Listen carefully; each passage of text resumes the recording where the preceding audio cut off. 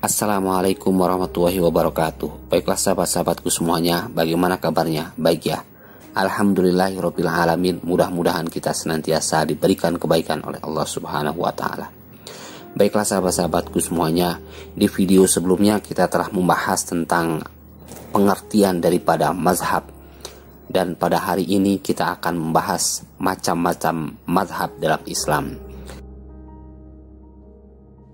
Sebagaimana yang sudah kita bahas di video sebelumnya, bahwasanya terdapat berbagai macam mazhab dalam Islam. Akan tetapi mazhab yang paling besar yang kita kenal yaitu mazhab Hanafi, mazhab Maliki, mazhab Syafi'i, dan juga mazhab Hambali. Nah, bagaimana masing-masing dari mazhab itu dan bagaimana persebaran dari mazhab tersebut akan kita bahas di video ini.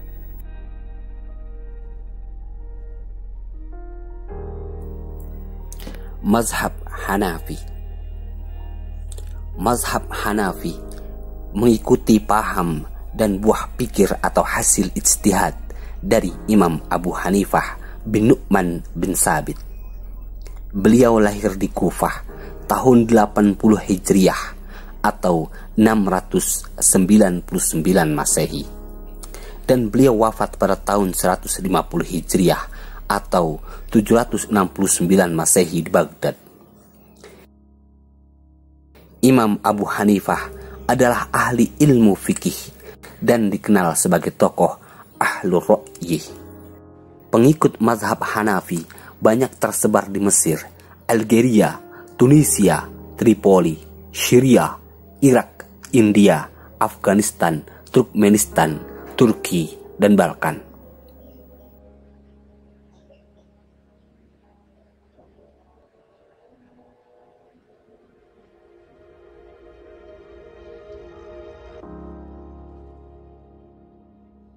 Imam Hanafi mendasarkan hukum-hukum yang ditetapkannya kepada kitab Allah Subhanahu wa taala, yakni Al-Qur'anul Karim.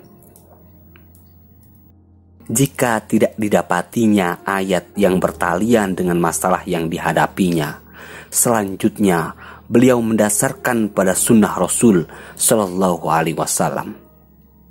Sesudah itu, jika tidak menemukannya dalam sunnah-sunnah Nabi, barulah beliau berijtihad menggunakan qiyas dan istihsan.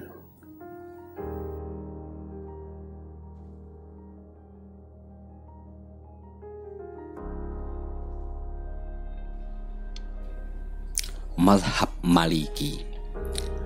Mazhab ini merupakan pengikut paham dan buah pikir atau hasil ijtihad dari Imam Malik bin Anas.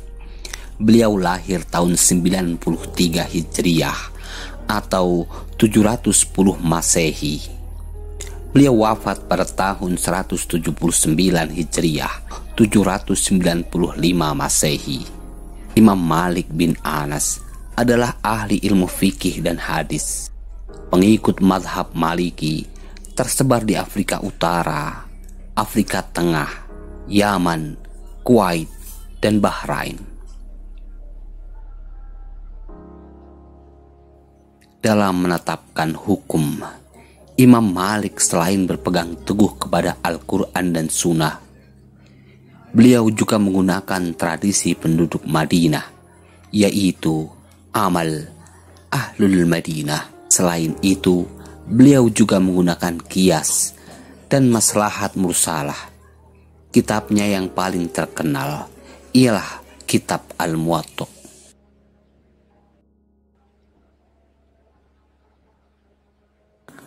Mazhab Syafi'i.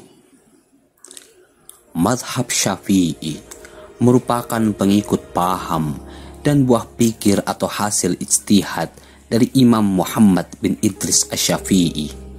Beliau lahir tahun 150 Hijriah atau 769 Masehi di Gaza, Palestina.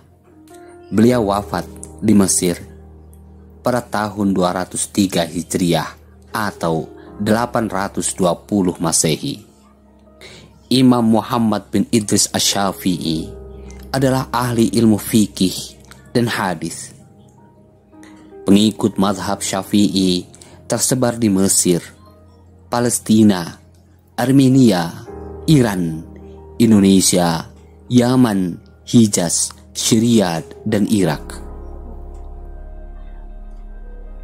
Beliau pernah mengarang sebuah kitab yang sangat terkenal, yaitu kitab Al-Um. Di dalamnya disebutkan bahwa sumber hukum Islam adalah Al-Quran, kemudian sunnah, ijma, dan terakhir adalah qiyas. Namun demikian, sejauh mungkin beliau menghindari qiyas kecuali terpaksa. Dilihat dari jalan pikiran Imam Syafi'i adalah tengah-tengah antara Imam Malik dan Imam Abu Hanifah. Pada usianya yang ke-25 tahun, Imam Syafi'i pergi ke Madinah dan berguru kepada Imam Malik bin Anas. Selanjutnya, beliau ke Baghdad untuk mempelajari hukum menurut mazhab Hanafi.